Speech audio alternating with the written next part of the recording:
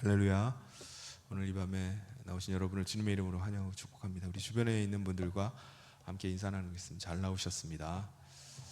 네. 최근에 몇 년 사이에 아파트 값이 폭등을 하면서 많은 사람들, 특별히 자기 집이 없는 사람들은 성실하게 직장 생활을 하고 또 성실하게 저축하는 거에 대해서 회의를 갖게 됐습니다. 왜 그렇죠? 현실적으로 평생을 열심히 일해서 모아도 이 치솟는 이 아파트 값을 마련하기가 어렵기 때문입니다.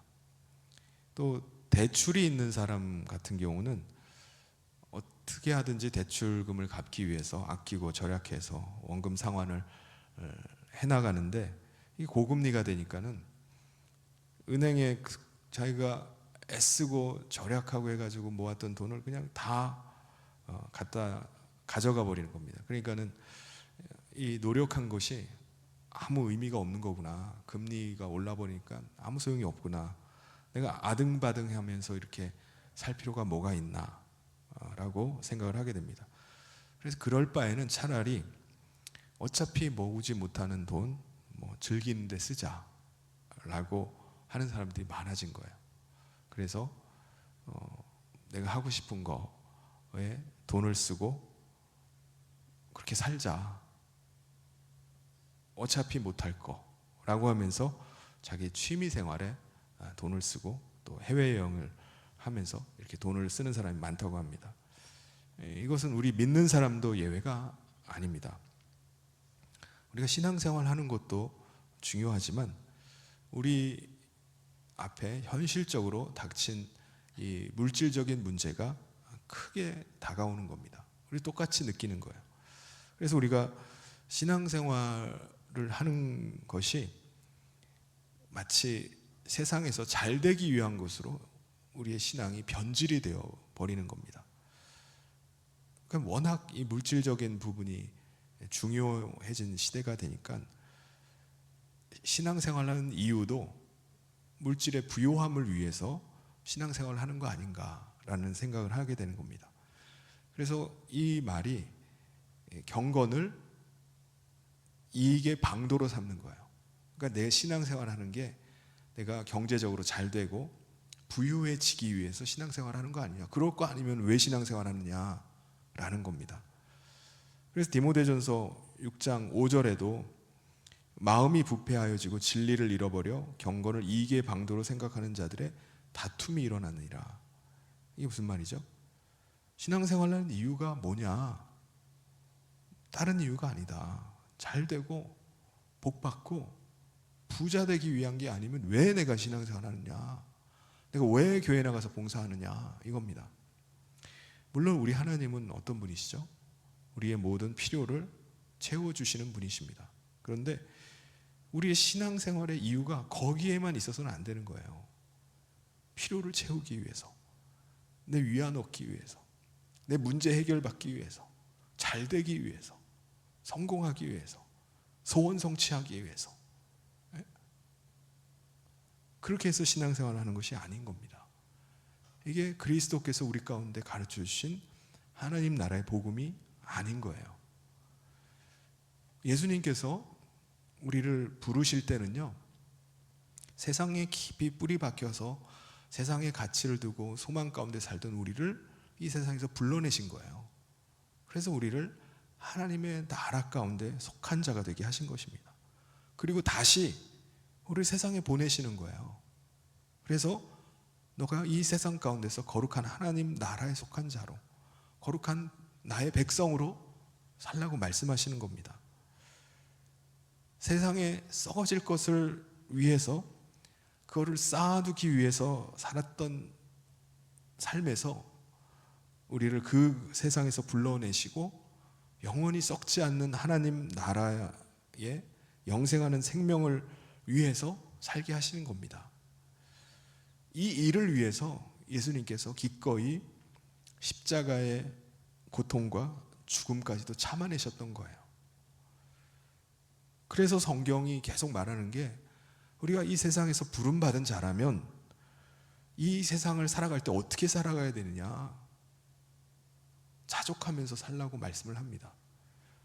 6절에 보면은 그러나 자족하는 마음이 있으면 경건은 큰 이익이 되느니라. 믿는 사람도 똑같이 넉넉하게 살면 좋잖아요. 늘 돈에 쪼들리고 막 힘들어가지고 그렇게 사는 것보다 넉넉하게 사는 게 훨씬 좋습니다. 그런데 우리가 기억해야 될 사실이 있어요. 오늘 우리는 이 땅에 영원히 살 게 아니라는 거예요. 우리는 마치 이 땅에 영원히 살 사람처럼 만족할 줄 모르고 있는 힘껏 계속 쌓아두기만 하려고 하는 것입니다. 근데 우리가 이 땅에 있는 때가 기간이 얼마나 되겠습니까? 90년이 넘는 사람이 얼마나 되겠어요? 간혹 요즘은 이제 기대 수명이 점점 늘어나서 90을 거뜬히 넘기는 사람도 많이 있습니다. 근데 다 그렇게 사는 건 아니죠. 그게 얼마나 되겠습니까?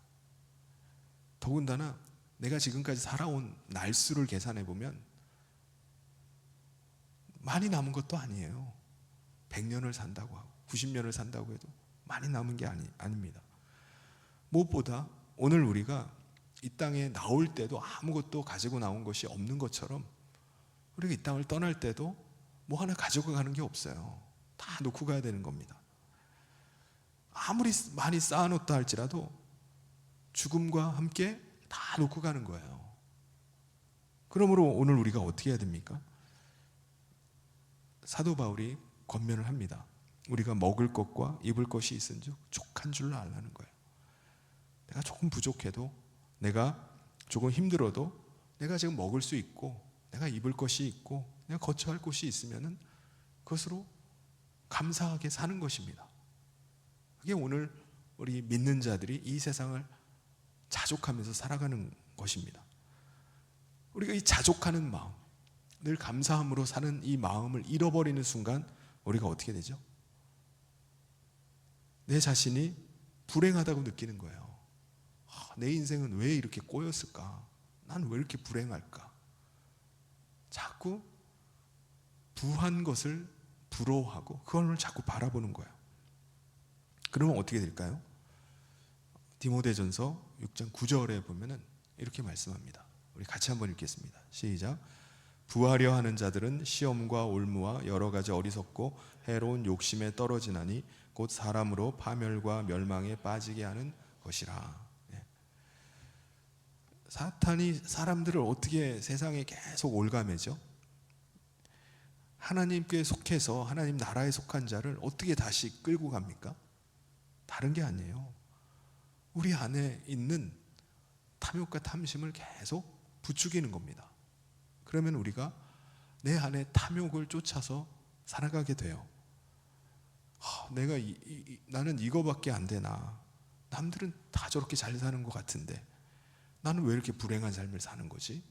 라고 자기 자신을 한탄하면서 자기 자신의 탐욕과 욕망을 계속 부추기는 거예요. 사탄이 계속 부추기는 겁니다. 그러면 거기에 반응을 해서 자기 자신을 탐욕과 욕망을 쫓아가는 가도록 그렇게 나가는 거예요. 이왕 사는 거 한 번뿐인 인생 즐기면서 살지 이게 뭐야? 내가 왜 이렇게 사는 거야? 욕망을 쫓아가기 시작하는 거야. 그러면 그때 사탄에게 끌려다니기 시작하는 겁니다. 그때부터 계속 욕망을 쫓아가고 물질을 쫓아가고 그 삶이 어떤 거라고요? 결국은 파멸과 멸망으로 가게 되어 있다라고 말씀을 하는 겁니다. 그래서 사도 바울은 디모데에게 지금 편지하면서 계속 그걸 권하는 거예요. 자족함을 잃어버리고 탐욕과 욕망을 따라 사는 것을 피해야 된다라고 권면을 합니다. 우리 11절을 우리 같이 한번 읽겠습니다. 시작. 오직 너 하나님의 사람아 이것들을 피하고 의와 경건과 믿음과 사랑과 인내와 온유를 따르며. 탐욕과 욕망을 따르지 말고 뭘 따르라는 거죠? 의를 따르는 거예요. 경건, 믿음, 사랑, 인내, 온유, 이것을 따라서 신앙생활을 하라고 권면을 합니다. 여러분, 사람들이 우리를 어떻게 보든지 우리는 어떤 자세로 사는 것이, 나는 하나님 앞에서 사는 사람입니다. 하나님께서 나를 지켜보고 계십니다. 라는 그 믿음으로 사는 거야. 하나님 나라에 속한 자답게 하나님 백성으로 사는 것입니다. 이게 바로 의를 따라 사는, 경건을 따라 살고 믿음과 사랑과 인내로 살아가는 삶입니다. 끝까지 온유함을 지키면서 사는 삶이에요. 근데 이게 쉬운 일인가요? 결코 쉬운 일이 아닙니다. 왜냐하면 세상 사람들은 이렇게 살지 않기 때문에 그래요. 다 어떻게 살죠? 다 자기 탐욕과 욕망을 위해서, 그걸 채우기 위해서 살아가는 거예요. 사람들을 속이기도 하고 해하기도 하고 죽이기도 하고 어떻게 해서든지 그걸 채우기 위해서 살다 보니까 우리가 이 땅 가운데서 살아가는 그 삶이 힘든 것입니다. 내가 이 삶을 살아야 되겠다 라고 하면 그냥 사라지는 게 아니에요. 정말 큰 결단과 결심을 가지고 살아야 됩니다. 나는 어떻게든지 거룩한 하나님 백성의 삶을 살기로 결단하고 그 삶을 살아내는 거예요. 그냥 사라지는 게 아닙니다.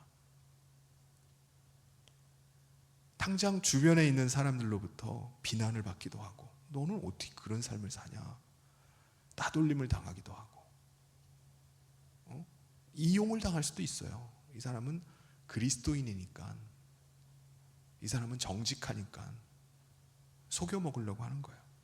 그런 일을 당하고 나면은, 야, 내가 이렇게 믿음 생활을 이렇게까지 해야 되나? 그냥 세상 사람들처럼 적당히 타협하면서 그냥 살면 안 되나? 이런 포기하고자 하는 마음이 자꾸 찾아오는 겁니다. 그래서 오늘 말씀의 사도 바울이 디모데에게 뭐라고 권면하죠? 이 믿음 지키기 위해서는 싸워야 된다는 거예요. 싸움이 우리 가운데 있어야 된다는 것입니다. 12절에 믿음의 선한 싸움을 싸우라, 영생을 취하라, 이를 위하여 내가 부르심을 받았고 많은 증인 앞에서 선한 증언을 하였도다. 우리가 사람들이랑 막 자꾸 싸우면 안 되죠. 근데 뭐를 위해서는 싸워야 된다고요? 믿음을 지키기 위해서는 싸우라는 거예요. 싸워서라도 그 믿음을 지켜내라는 것입니다. 그래서 이 싸움을 어떤 싸움이라고 말하죠? 선한 싸움이라는 거예요. 선한 싸움. 과거에 결혼을 해서 믿지 않는 가정에 결혼을 해가지고 많은 핍박 가운데 믿음의 선한 싸움을 싸우면서 믿음을 지켜내신 분도 계실 거예요. 아니면은 지금 그 믿음의 선한 싸움을 싸우고 계시는 분도 계실 것입니다. 하나님께서 그 믿음의 선한 싸움을 싸우는 가운데 눈물을 흘리고 그 앞에, 하나님 앞에 도우심을 구하면서 엎드리는 그 기도를 하나님이 보시고 들으시고 계시는 줄 믿습니다. 오늘 우리가 그 믿음을 지키기 위해서 싸워야 되는 거예요. 그러면 왜 우리가 이 선한 싸움을 끝까지 싸우고 믿음을 지켜야 되느냐? 왜 그런 거죠? 왜냐하면 여기에 영생이 달려있기 때문입니다. 영생을 우리가, 영생하는 생명을 우리가 받았어요. 부활의 생명이신 그리스도의 영이 우리 가운데 임하심으로 말미암아 우리는 생명 가진 자들이 됐습니다. 이 생명을 끝까지 간직하고 끝까지 생명으로 살기 위해서 이 믿음을 지켜야 되는 거예요. 그래서 우리의 소망은 이 멸망할 세상 가운데서 잘 먹고 잘 사는 게 아닙니다. 우리의 소망은 뭐죠? 이 세상에서 하나님의 백성으로 담대하게 살아가는 것뿐만 아니라 장차 우리가 거할 그 하나님의 나라에서 영원히 사는 것을 우리가 소망하면서 사는 것입니다. 그 나라에 거할 소망 가지고 믿음을 끝까지 지키는 거예요. 무슨 일이 있어도 내가 이 하나님 나라의 복음, 참된 진리를 내가 붙잡고 살아가리라. 내가 이걸 끝까지 사수하면서 살리라 하고 살아가는 것입니다. 사랑하는 성도 여러분, 저와 여러분이 구원을 얻은 이 진리 가운데 거할 수 있기를 바랍니다. 이 일을 위해서 믿음의 선한 싸움을 싸워갈 수 있기를 바랍니다. 하나님 나라의 이 참된 진리를 끝까지 지켜나갈 수 있기를 바랍니다. 우리 안에 임하시고 우리와 함께 하시는 그리스도께서 우리를 도우시고 우리에게 힘 주시고 우리의 감당할 능력 주시고 우리 안에 그리스도의 생명으로 풍성케 하실 줄 믿습니다. 사도 바울이요, 이 디모데에게 너는 이 일을 위해서 하나님께 부름받은 거 아니냐, 너는 이 일을 위해서 하나님과 사람들 앞에 그 믿음을 고백하지 않았느냐라고 말을 합니다. 여러분, 디모데가 누구죠? 사도 바울의 믿음의 아들이라고 할 수 있는 사람이에요. 그리고 사도 바울을 이어서 에베소 교회의 목회자가 된 사람입니다. 그 사람에게 말하는 거예요. 다시 한번 명령을 합니다. 뭐를 명령하죠? 11절을 같이 한번 읽겠습니다. 시작. 만물을 살게 하신 하나님 앞과 본디오 빌라도를 향하여 선한 증언을 하신 그리스도 예수 앞에서 내가 너를 명하노니. 하나님 나라의 복음을 누가 주신 거죠? 영생하는 생명을 누가 주신 겁니까? 하나님과 예수 그리스도이십니다. 하나님은 우리를 모든 만물을 지으실 뿐만 아니라 그의 생명으로 우리가 살게 됩니다. 또 예수님도 멸망당하게 된 우리 인간을 위해서 대속의 제물이 되어심으로 우리를 다시 그 생명으로 살게 하신 분이에요. 그러니까 생명을 주시고 우리를 다시 살게 하신 그분으로 말미암아 우리가 살게 된 것입니다. 예수님께서 우리를 다시 어떻게 살리셨죠? 예수님은 이 땅 가운데 오셨을 때 빌라도 앞에서 빌라도가 원하는 말 한마디만 하면은 그냥 살 수도 있었어요. 십자가형을 피할 수도 있었습니다. 그런데 우리를 구원하시기 위해서 그 십자가의 고통을 참으시고 끝까지 진리를 드러내신 것입니다. 우리 가운데 대속의 은혜를 베푸심으로 우리 안에 영생하는 생명을 주신 거예요. 그 하나님과 그리스도 앞에서 사도 바울이 디모데에게 권면하는 겁니다. 뭐를 권면하죠? 14절에 보면은 우리 주 예수 그리스도께서 나타나실 때까지 흠도 없고 책망받을 것도 없이 이 명령을 지키라. 너가 하나님 앞에 부름받은 그 사명을 끝까지 지키고 감당해 가라는 거야. 지금 사도 바울은요, 다른 얘기를 하는 게 아닙니다. 제가 제 아들에게 권면해 줄 수 있는 게 뭐가 있을까요? 너는 뭘 하면은 앞으로 잘 먹고 잘 살 수 있을 거야. 너 이거 해봐. 라고 권면할 수도 있겠죠. 이렇게 해야지 잘 먹고 잘 살 수 있어. 라고 할 수도 있지만은 사도 바울도 마찬가지예요. 믿음의 아들 디모데에게 잘 사는 법, 어떻게 하면은 부유하게 사는지 그런 것을 가르쳐 줄 수도 있었을 거예요.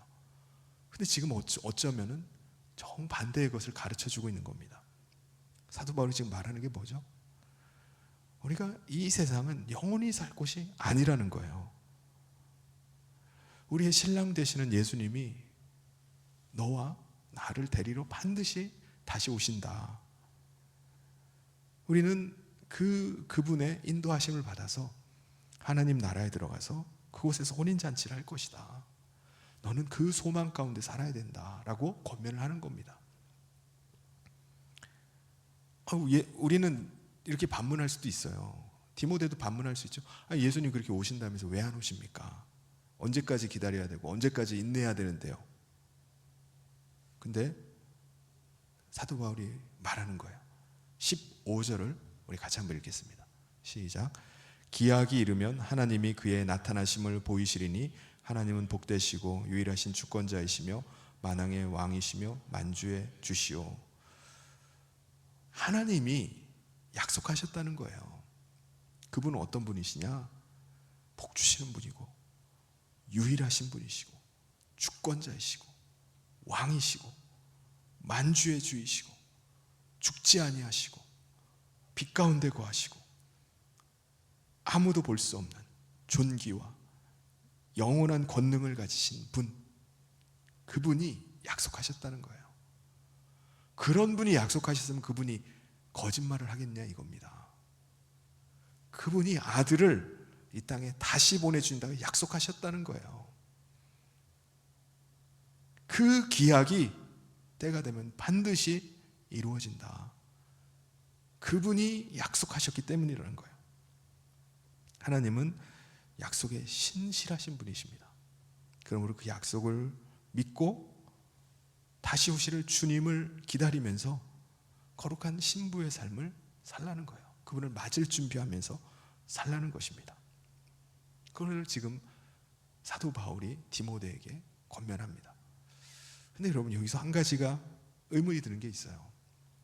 우리가 이 땅을 사는 동안에 정말 자족함으로 거룩한 하나님 나라 백성이 되어서 이 땅을 살아가요. 그런데 자족할 필요가 없는 사람들도 있잖아요. 그런 사람들은 어떻게 하죠? 모든 게 다 넉넉해요. 부유합니다. 부족한 게 전혀 없어요. 그런 사람 자족을 왜 하지? 그냥 모든 게 다 넘치는데. 믿는 사람들 가운데도 그런 사람들이 있죠. 경제적인 여유가 있는 사람들이 있어요. 왜 굳이 이렇게 자족하면서 그렇게 궁색하게 살아야 됩니까? 그렇게 말할 수도 있어요. 그런 사람들에게 사도 바울은 그런 사람이 있다면 뭐라고 권면해야 되냐, 디모데에게 말을 합니다. 우리 17절을 같이 한번 읽어보겠습니다. 시작. 내가 이 세대에서 부한 자들을 명하여 마음을 높이지 말고 정함이 없는 재물에 소망을 두지 말고 오직 우리에게 모든 것을 후히 주사 누리게 하시는 하나님께 두며.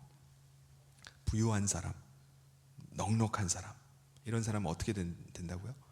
교만해질 수 있다는 거예요. 왜냐하면 평생 먹을 게 있어요. 넉넉해요. 그 재물을 믿고 의지하기 때문에 교만해질 수 있다는 거예요. 아유, 저런 불쌍한 사람들 어쩌다가 저렇게 힘들게 살아가나. 나는 물질적으로 부족할 일이 전혀 없다고 생각하는 거예요. 그래서 교만에 빠질 수 있다는 거예요. 근데 그들에게 절대로 교만에 빠져서는 안 된다라고 말하라는 겁니다. 왜 교만에 빠지면 안 되죠? 재물은 정함이 없기 때문이라는 거예요. 재물이 정함이 없다는 말이 뭐죠? 불확실하다는 거예요. 불분명하다는 거예요. 이게 정함이 없는 겁니다. 정해지지 않은 거예요. 그 사람에게 물질이 계속해서 앞으로도 계속 넉넉하리란 보장이 있나요? 보장이 없다는 거예요. 물질은 정함이 없다는 겁니다. 왜 정함이 없죠? 물질은요, 내가 지금 쥐고 있더라도 한순간에 없어질 수 있는 겁니다.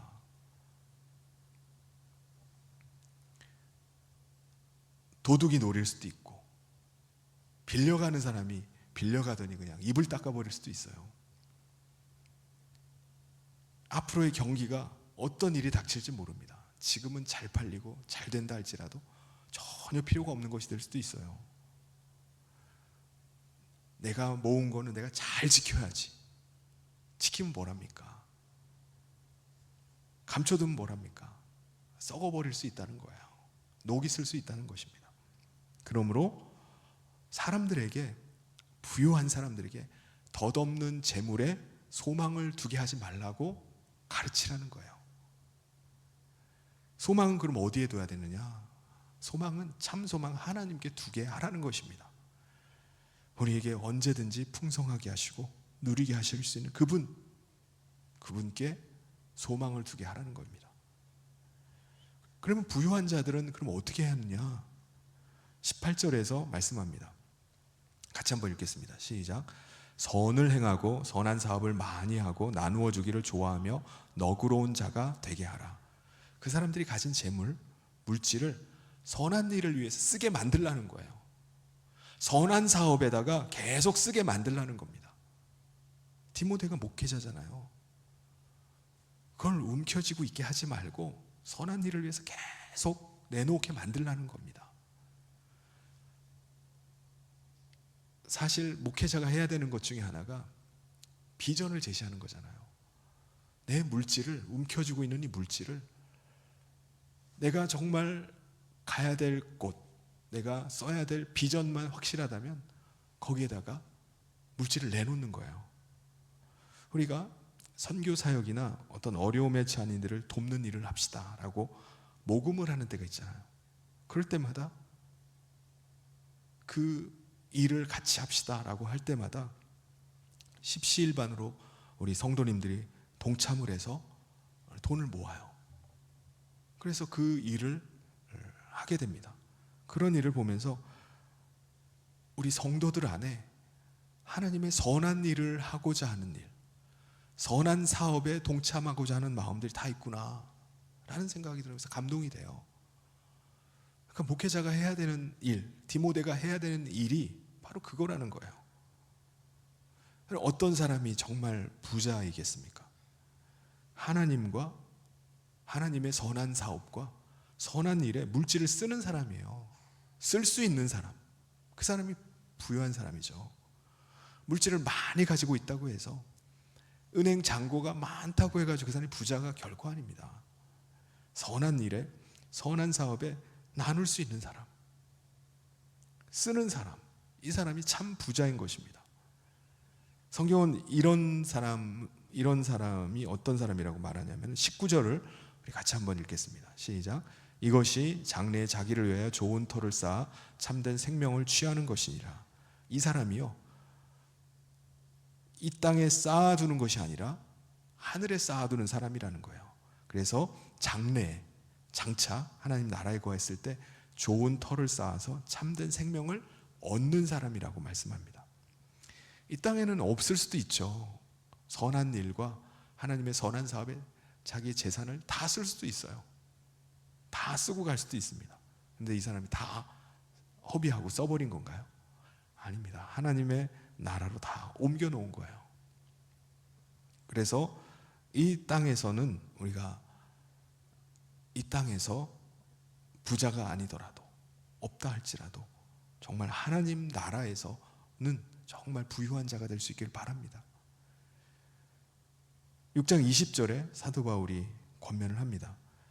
디모데야, 망령되고 헛된 말과 거짓된 지식의 반론을 피함으로 내게 부탁한 것을 지키라. 여기에 대한 망령되고 헛된 말, 거짓된 지식의 반론이 있을 수 있어요. 그것 가지고 다투지 말라는 거예요.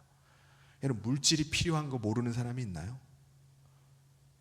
지금 사도 바울이 물질이 필요 없다라고 말하는 게 결코 아니에요.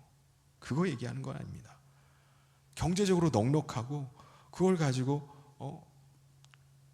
선한 일과 하나님의 선한 사업을 위해서 쓰는 게 필요하죠. 그런 물질이 필요합니다. 그거 가지고 다투는 게 아니라 디모데에게 말하는 것은 하나님 장차 구할 것은 하나님의 나라이기 때문에 그것을 굳게 지키고 이 복음의 진리를 가르치는 일을 감당해 나가라는 거예요. 고수해 나가라는 겁니다. 만약에 믿는 자들 가운데도 여기에 대한 반론을 제기하고 그거 아니지 않느냐, 물질적으로 넉넉해야 되지 않느냐라고 자꾸 제기한다면은 그 사람들은 어떻게 된다고 말하죠? 결국은 그것 때문에 믿음에서 떠나버리게 된다라고 말합니다. 21절에 말합니다. 끝까지 경건을 이익의 수단으로 삼는 사람, 내가 신앙생활하는 게 내가 잘 되려고 하는 거지, 물질에 복 받으려고 하는 거지 라고 하는 사람이 있다면은 결국은 그것 때문에 실족하게 된다는 거예요. 왜냐하면 믿음대로 안 되면 어떡합니까? 아예 믿어도 소용없네, 믿어도 부자가 안 되고 물질에 복 못 받네, 믿음에 자초해 버린다는 것입니다. 그러므로 사랑하는 성도 여러분, 오늘 우리가 이 땅에 사는 동안에 오늘 어느 시대보다 우리가 경제적인 것에 너무 관심이 많아요. 왜냐하면은 앞으로 살아갈 날들이 점점 어려워질 것이 예상이 되기 때문에 사람들이 어떻게든지 경제적인 부분에 있어서 자유를 누리려고 해요. 근데 참 자유가 무엇입니까? 우리가 하나님 안에 거하는 거예요. 물질에 대해서 자족하는 것이 참 자유입니다. 물질에 매여 가지고 살아가는 것이 아니에요. 그래서 오늘 우리가 이 땅에 사는 동안에 내가 하나님의 손에 붙들린 거룩한 하나님의 나라의 백성이란 사실을 잊지 않고 담대하게 살아갈 수 있기를 바랍니다. 내가 이 땅에서 영원히 살 사람이 아니라 영생하는 생명을 이미 받고 내가 장차 하나님 나라에 거할 하나님의 거룩한 사람이라는 사실을 알고 이 믿음을 지키기 위해서 선한 싸움을 싸울 수 있기를 바랍니다. 그래서 마침내 저와 여러분이 한 사람도 빼놓지 않고 다 영광 가운데 우리 주님을 맞이하고 그 하나님 나라 가운데 거하게 되는 저와 모든 성도님 되시기를 주님의 이름으로 축원합니다. 우리 같이 기도하겠습니다. 하나님 아버지 감사합니다. 오늘 우리를 거룩한 하나님 나라 백성으로 불러주셔서 감사합니다. 이 땅에 사는 동안에 우리가 주님 모시고 살아가는 삶에 있어서 물질의 필요들이 있지만 우리 가운데 자족함을 배우게 하여 주시옵소서. 우리가 어떤 상황 가운데서도 우리가 믿음으로 인내하며 또 감사함으로 살아갈 수 있도록 도와주시옵소서. 특별히 오늘 우리가 이 땅에 사는 동안에 하나님 나라의 선한 사업과